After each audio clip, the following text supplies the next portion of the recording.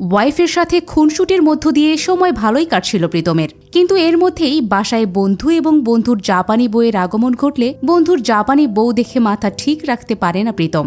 শুরু করে দেয় বন্ধুর বউয়ের সাথে ইটিস পিটিস। বন্ধুর বউ কিন্তু কম যায় না, কিন্তু একদিন প্রীতম জানতে পারে তার বন্ধুর ওয়াইফ আসলে মানুষ নয়। তাহলে কি এক্সপ্লেইন দেখুন, সব জানতে পারবেন। তাহলে কথা না বাড়িয়ে এই মুভির এক্সপ্লেনেশন শুরু করা যাক। গল্পের শুরুটা হয় অনুর ছাদ থেকে কাপড় তোলার মধ্য দিয়ে। সেই সময় অনুর হাজবেন্ড প্রীতমকে দেখা যায় গেম খেলাতে মশগুল হতে। অনু কাপড় তুলে এনে প্রীতমকে বলে একটু গুছিয়ে রেখো, কিন্তু প্রীতম কোনো কথাই কানে নেয় না, সে শুধু গেমই খেলে। অনুকে এরপর দেখা যায় কাজে যাওয়ার জন্য রেডি হতে। অনু একজন লয়ার, অনুদিকে প্রীতম কিচ্ছুই করে না। তাই অনু তার কাজে যাওয়ার জন্য রেডি হলে প্রীতম একটা চেক দিতে বলে। অনু চেক দিয়ে বের হয়ে গেলে প্রীতম ড্রয়ার থেকে অন্য একটা চেক বুক বের করে 5,000 টাকার চেকে বইয়ের সিগনেচারের উপর কলম দিয়ে বেশি করে ডাবল রাইট করে নিচে থাকা চেকটাতে দাগ ফেলে। তারপর সেই চেকে 5 লক্ষ লিখে ছাপের উপর সিগনেচার দিয়ে ব্যাংকে আসে টাকা তুলতে। ব্যাংক ক্যাশিয়ারকে প্রীতম বলে, এইটা আমার ওয়াইফের অ্যাকাউন্ট, আমি নিজেই সবসময় টাকা তুলতে আসি, আপনি বোধহয় নতুন। ক্যাশিয়ারের চেক নিয়ে সন্দেহ হয়, তাই যায় ম্যানেজারের কাছে। ম্যানেজার আবার অনুকে ফোন করে জিজ্ঞেস করে, আপনি কি 5 লাখ টাকার চেক দিয়েছিলেন? হাজবেন্ডের সম্মান রক্ষার্থে অনু জানায় সে 5 লাখ টাকারই চেক দিয়েছে, তাই টাকাটা দেওয়া হয় প্রীতমকে। প্রীতম প্রথমে ওয়াইফের কাছে ফোন দেওয়াতে ভয় পেলেও পরবর্তীতে টাকা পেয়ে খুশি হয়। তারপর টাকা নিয়ে এসে বাথটাবে আয়েশ করতে থাকে। এর মধ্যে অফিস থেকে অনু এসে রাগে প্রীতমকে বলে, তুই 5 লাখ টাকা কি করবি, কেন তুলেছিস সেই টাকা? আমি যদি সত্যটা বলে দিতাম ম্যানেজারকে। প্রীতম জানায়, টাকাটা আমার বাপের। অনু বলে, আমিও তোর বাপের টাকায় হাত দেই না, তোর জন্যই সংরক্ষণ করে রেখেছি। প্রীতম এই পর্যায়ে বলে, আমার বাপের টাকাতে তোমার হাত দিতে হয় না, কারণ তুমি নিজের ফ্যাম কামিয়েছ। এই ফ্যামটা আমার বাবাই তোমাকে দিয়েছে, তাই বেশি কথা বলো না। অনু আবারও জিজ্ঞেস করে, কেন 5 লাখ টাকা তুলেছ? প্রীতম জানায়, চীন দেশে যাওয়ার জন্য। এইটা শুনে অনু জিজ্ঞেস করে, কেন? প্রীতম জানায়, জ্ঞান অর্জন করতে। তখনই কলিং বেলের শব্দ পেলে অনু যায় দরজা খুলতে। দরজা খুললে রাশেদ এবং ইরা দম্পতিকে দেখতে পায়। ইরা আবার জাপানিজ, তাই তাদের কালচারে সালাম করে ইরা। এই রাশেদ হচ্ছে প্রীতমের বন্ধু। না বলেই প্রীতমের বাসায় বউ নিয়ে হাজির হয় রাশেদ। ইরা আবার ঘরের মধ্যে রাশেদের সাথে রোমান্স করতে থাকলে তা মাল্টিপ্লাগ দিতে সে দেখে ফেলে প্রীতম, তাই বলে ওঠে, ভাবি দেখি অনেক রোমান্টিক। ইরা তখন জাপানিজ ভাষায় কিছু একটা বলে তা বুঝতে পারে না প্রীতম। রাশেদ তাই বাংলায় বলতে বলে। ইরা বলে, আপনি কি রোমান্টিক না? প্রীতম জানায়, হ্যাঁ আমিও রোমান্টিক। তখন আবার অনু রান্না করছিল রান্নাঘরে। প্রীতম পেছন থেকে এসে জড়িয়ে ধরে তাকে। হঠাৎ এভাবে জড়িয়ে ধরলে অনু বলে, আসছে আমার রোমান্টিক পুরুষ। প্রীতম জিজ্ঞেস করে, কেন আমি কি রোমান্টিক না? অনু তখন প্রসঙ্গ অন্যদিকে নিয়ে গিয়ে বলে, তোমার এরকম জাপানের বন্ধু কোথা থেকে আসলো, আবার হুট করে বাসাতেও চলে আসলো? প্রীতম জানায়, রাশেদ আমার ছোটবেলার বন্ধু, অনেক বছর আগে জাপানে চলে গিয়েছিল, তারপর জাপানি মেয়েকেই বিয়ে করেছে। পরের দিন অনু তার এক ক্লায়েন্টের কথা শুনতে থাকে। ক্লায়েন্ট জমি জমার ব্যাপার নিয়ে বলে। অনুর চেম্বার তার বাসাতেই। অনু তাই তার ক্লায়েন্টের সাথে কথা বলতে থাকলে সেখানে রাশেদ, তার ওয়াইফ এবং প্রীতম আসে। তারপর প্রীতম অনুকে বলে, চলো ঘুরে আসি। অনু জানায়, আমার এখন কাজ আছে, তোমরা যাও।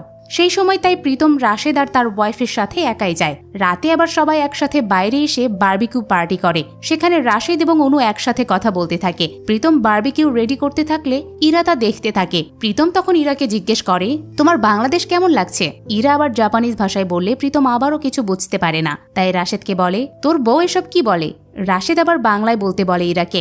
ইরা তাই বাংলায় জানায়, আমার তোমাদের দেশ খুব ভালো লেগেছে। ইরা এরকম সুন্দর বাংলা বললে অনু রাশেদকে বলে, তোমার ওয়াইফ দেখি খুব সুন্দর করে বাংলা বলতে পারে, কতদিনে শিখাইছো? রাশেদ জানায়, 1 মাসে। এইটা শুনে অবাক হয় অনু। অনু আবার জিজ্ঞেস করে, তুমি জাপানে কতদিন ধরে? রাশেদ জানায়, অনেক দিনই হবে, আমার তো মনে হয় আমি যুগ যুগান্তর ধরে জাপানে আছি। অনু বলে, শুনেছি তুমি একটা কিছু নিয়ে রিসার্চ করছো। রাশেদ হেসে বলে, মানুষের মন নিয়ে রিসার্চ করছি। রাশেদ আরও জানায়, ইরা কিন্তু ভালো গান গাইতে পারে। রাশেদ আবার ইরাকে গান গাইতে বললে ইরা জাপানিজ ভাষায় গায়। সেটা কিছু বুঝতে না পারলেও প্রীতম সহ সবাই প্রশংসা করে। রাশেদের পর বাংলায় গাইতে বললে ইরা বাংলায় গান গায়। সেইটা শুনে প্রীতম আরও প্রশংসা করে। প্রীতম এরপর ইরার সাথে বসে গল্প করতে থাকলে তা আর চোখে দেখে রাশেদ এবং অনু। প্রীতম ইরাকে বলে, আমি সেন্সিটিভ মানুষ।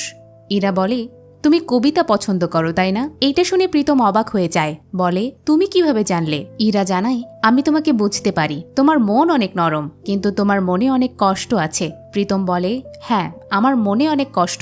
অনু এবার প্রীতমের থেকে এটা শুনে বলে, তোমার আবার কিসের কষ্ট? প্রীতম জানায়, ও তুমি বুঝবে না। প্রীতম এরপর ইরাকে জীবনানন্দ দাশের কবিতা শোনাতে চাইলে ইরা বলে, আমি রবীন্দ্রনাথ ঠাকুরকে চিনি। প্রীতম তাও জীবনানন্দ দাশের কবিতাই শোনায়। এতে জেলাস হয় অনু। কবিতা শোনানো শেষে প্রীতম ফ্রেশ হওয়ার সময় ইরাকে আয়নায় অনুভব করে, আবার ফ্লাইং কিসও করে। অন্যদিকে অনুর রাগান্বিত অবস্থায় তার বেডরুমে বসে থাকে। প্রীতম শুতে আসলে অনু জিজ্ঞেস করে, তোমার বন্ধুরা কবে যাবে? প্রীতম কোনো রেসপন্স না করেই শুয়ে পড়ে। অনু তখন প্রীতমের কাছে গিয়ে বলে, তোমার মাথায় কি চলে? তোমার এরকম বিচ্ছিরি গলায় ইরাকে কবিতা শোনাতে গেলে কেন? রাশেদ তখন হাসছিল, পুরোই আনস্মার্ট একটা। এইটা শুনে প্রীতম রেগে গিয়ে বলে, আমি তোমার কাছে আনস্মার্ট তাই না? আর ইরা আমাকে বলে, আমার মতো স্মার্ট ছেলে নাকি জাপানেও নেই। ঠিক আছে, তোমার আনস্মার্ট ছেলের সাথে কথা বলতে হবে না। এইটা বলে বালিশ নিয়ে রুম থেকে চলে যায় প্রীতম। অন্যদিকে ইরা রুমে আপন মনে ভাবতে থাকলে রাশেদ জাপানি ভাষায় কিছু একটা বললে ইরা বাংলায় বলতে বলে। রাশেদ তাই বাংলায় জিজ্ঞেস করে, কি ভাবছো? ইরা জানায়, প্রীতমকে নিয়ে ভাবছি। প্রীতম আমাকে নিয়ে কত ভাবে। প্রীতম ভালো মানুষ, আমার জন্য তার অনেক প্রেম। এইটা শুনে রাশেদ জিজ্ঞেস করে, আমাকে তোমার কেমন লাগে? ইরা বলে, টিচার বন্ধুর মতো। রাশেদ তাই কাছে এসে আদর করতে থাকলে ইরা জানায়, ভালো লাগছে না। রাশেদ তখন তার হাতে থাকা ঘড়িতে কিছু একটা করে তারপর স্পর্শ করলে ইরা বলে, এখন ভালো লাগছে। তারপর দুজন অনেক রোমান্স করে, যার মধ্যে কিসও থাকে। অন্যদিকে প্রীতম সোফায় ঘুমালে অনু এসে কম্বল পরিয়ে দেয়। পরের দিন সকালে রাশেদ নিজে নাস্তা নিয়ে আসে প্রীতমের জন্য। প্রীতমকে এরকম বাইরে ঘুমাতে দেখে আবার জিজ্ঞেস করে, কি ঝগড়া হয়েছে নাকি? প্রীতম আবার রাশেদকে বলে, কেন তোদের কি হয় না? রাশেদ জানায়, না হয় না, তবে সবসময় মুড ঠিকও থাকে না, বুঝিসই তো, আপস অ্যান্ড ডাউনস এর ব্যাপার। অন্যদিকে অনু ইরার সাথে এক রুমে বসে। ইরা তখন অনুকে বলে, তুমি কি ভাবছো আমি তোমার হাজবেন্ডকে নিজের করে নেব? ব্যাপারটা কিন্তু সেরকম নয়, নিজের করে নেব না। অনু তখন বলে, কই, আমি কি এ কথা একবারও বলেছি? ইরা বলে, তোমার মুখ দেখে সেরকমই মনে হচ্ছে। প্রীতম অবশ্য বলেছিল আমি নাকি তার ওয়াইফ হিসেবে একদম পারফেক্ট। এইটা শুনে অনু অবাক হয়ে জিজ্ঞেস করে, প্রীতম তোমাকে এই কথাও বলেছে? ইরা বলে, তুমি কিন্তু অনেক সুন্দর আছো, পারফেক্ট হিউম্যান বিং। কি সুন্দর হাইট, তোমার স্কিন টোন আমার খুব পছন্দের। আমি ভাবছি আমার স্কিন টোন বদলিয়ে ফেলবো। ইরা অনুকে আরো বলে, তোমাকে শাড়িতে অনেক সুন্দর লাগে, আমাকে কি তুমি শাড়ি পরিয়ে দেবে? প্রীতম বলেছিল শাড়ি পরা মেয়েদের নাকি তার খুব ভালো লাগে। এইটা শুনে অনু রেগে গিয়ে আলমারি থেকে অনেকগুলো শাড়ি বের করে সেখান থেকে একটা পরিয়ে দেয় ইরাকে। ইরা শাড়ি পরা অবস্থায় আবার অনুকেই জিজ্ঞেস করে, কেমন লাগছে? অনু রাগান্বিত অবস্থায় বলে, ভালো লাগছে। দেখে বোঝাই যায় সে কতটা জেলাসি ফিল করছে। তো এরপর ইরা বলে, তাহলে যাই, প্রীতমকে দেখিয়ে আনি। অনুও বলে, গিয়ে উদ্ধার করো। এটা শুনে ইরা জিজ্ঞেস করে, তুমি কি আর প্রীতমকে চাও না? অনু জানায়, না। অন্যদিকে রাশেদ প্রীতমকে রবীন্দ্রনাথের কবিতা দিয়ে সম্পর্কের মানে বোঝাতে থাকে। তাই প্রীতম রাশেদকে জিজ্ঞেস করে, তুই লক্ষ্মী একটা বউ পেয়েছিস, তাও আনহ্যাপি কেন?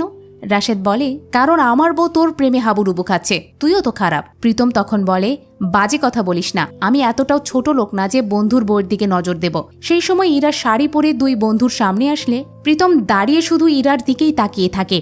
ইরা তাই জিজ্ঞেস করে, আমাকে কেমন লাগছে? প্রীতম জানায়, অপসরী। অপসরীর মানে আবার বুঝতে পারে না ইরা। রাশেদ তখন ভিন্ন একটা অর্থ বুঝিয়ে দেয়। প্রীতম বলে, অপসরী মানে হচ্ছে স্বর্গের পরী। এটা শুনে ইরা প্রীতমের হাত ধরে বলে, আই লাভ ইউ, যা কিনা রাশেদের সামনেই। রাশেদ তাই গালি দিয়ে চলে যায়। ইরা বলে, ও কি আমাকে গালি দিল? প্রীতম তখন জানায়, নিজের বউরে কেউ এভাবে গালি দেয়? আমি হলে জীবনেও দিতাম না। ইরা খুশি হয়ে এবার প্রীতমকেই জড়িয়ে ধরে। রাশেদ তাই ইরাকে নিয়ে চলে যায়। জড়িয়ে ধরা অবস্থায় আবার অনুও দেখে ফেলে। অনু দেখে প্রচন্ড রাগ নিয়ে তাকিয়ে থাকে প্রীতমের দিকে।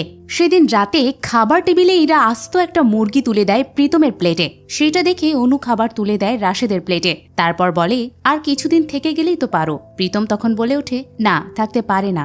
যে ফ্রেন্ডলি হাগ নিতে পারে না তার থাকার দরকার নেই। ইরা এটা শুনে বলে, ওইটা ফ্রেন্ডলি হাগ ছিল না। ইরা এটা বলা মাত্রই অনু রাগে খাবার টেবিল থেকে উঠে চলে যায়। অনু চলে গেলে রাশেদও চলে যায়। ইরা তাই বলে, এদের কি হয়েছে? আমার তোমাকে ভালো লেগেছে তা কি বলতে পারবো না? প্রীতম বলে, ওরা আসলে কনজারভেটিভ। ইরা জানায়, রাশেদ কনজারভেটিভ না। প্রীতম বলে, রাশেদ কনজারভেটিভই।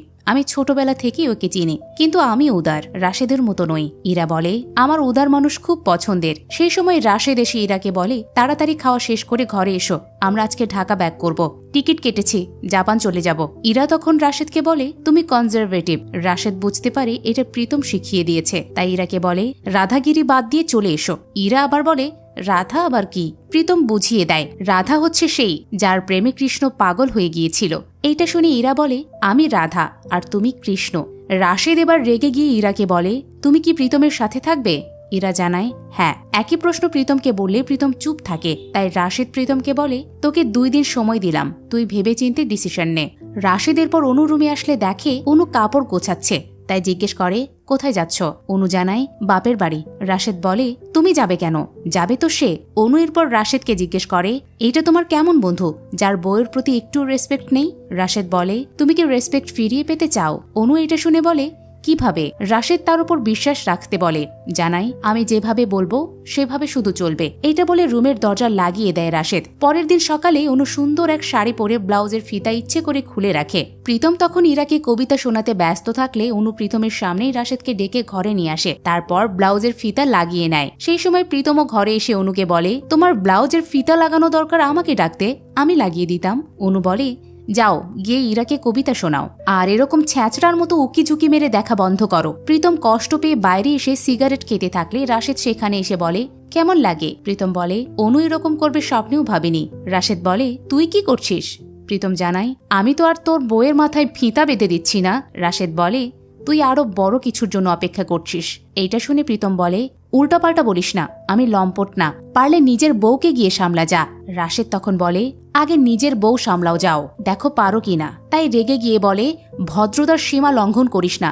রাশেদ এইটা শুনে হেসে বলে, তুই আমাকে শেখাবি ভদ্রতা? রাতে আবার প্রীতম অনুর বিছানায় আসে। অনু তখন রাশেদের সাথে চ্যাটিং করছিল। প্রীতম অনুর কাছে আসতে চাইলে অনু কোনো পাত্তাই দেয় না প্রীতমকে। সেটা আবার রাশেদকে টেক্সটের মাধ্যমে জানায় অনু। রাশেদ তখন অনুকে নিচে নামতে বলে। অনু নিচে রাশেদের সাথে তার ক্লায়েন্ট রুমে যায়। প্রীতমও চলে আসে সেখানে। এসে দরজায় নক করলে অনু ভেতর থেকে দরজা খুলে প্রীতমকে ভেতরে ঢুকতে বলে। প্রীতম ভেতরে ঢুকে রেগে গিয়ে বলে, হোয়াট ইজ দিস? রাশেদ বলে, আমার বউয়ের সাথে তোর হোয়াট ইজ দিস? প্রীতম আরও রেগে যায়। রেগে গিয়ে বলে, তোর বউয়ের সাথে তো আমি একাইভাবে দরজা লাগিয়ে থাকিনি, তুই এখনই বাড়ি থেকে বের হয়ে যাবি। এইটা শুনে অনু রাশেদকে বলে, চলো বেরিয়ে যাই চলো। প্রীতম তখন অনুকে বলে, আমি তোমাকে তো বলিনি। তারপর রাশেদকে বলে, তুই আর ইরা আজকেই বেরিয়ে যাবি, যা বের হ। রাশেদ হেসে বলে, আমি তো ইরাকে নিয়ে কোথাও যাচ্ছি না দোস্ত, ইরাকে তোমার জন্য রেখে যাব। প্রীতম রাগ দেখিয়ে বলে, তুই আমাকে আর দোস্ত ডাকবি না, মীর জাফর একটা। এইটা শুনে রাশেদ বলে, তুমি কি তাহলে বাংলার নবাব সিরাজউদ্দৌলা? তোমার অনুকেও লাগবে, ইরাকেও লাগবে। এই পর্যায়ে অনু রাশেদের হাত ধরে বলে, এসব বাদ দাও তো। প্রীতম এই হাত ধরা আবার দেখলে অনু বলে, কি রে, কি দেখছিস? আমার রাশেদের মতো মানুষই পছন্দ, তুই তো আস্ত একটা ছাগল।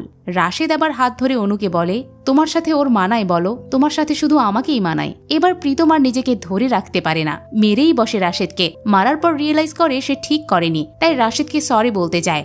রাশেদ তখন প্রীতমকে বলে, আমাকে সরি না জানিয়ে ইরাকে গিয়ে জানা, ইরা ঘরেই আছে। প্রীতম আবার রাশেদকেই বলে ইরাকে ডাকতে। রাশেদ জানায়, আমি পারবো না। প্রীতম তাই ইরার কাছে এসে সরি জানিয়ে বলে, আমি তোমার সাথে থাকতে পারবো না, আমি শুধু অনুকেই ভালোবাসি। কিন্তু ইরা কোনো রেসপন্স করে না। তখন প্রীতম ইরাকে টাচ করে, এতে প্রীতম শক খায়। এরপর দেখতে পারে ইরা চার্জ নিচ্ছে। এইটা দেখলে সে ডাবল শক খায়। রাশেদ এবং অনু তখন ঘরে আসে।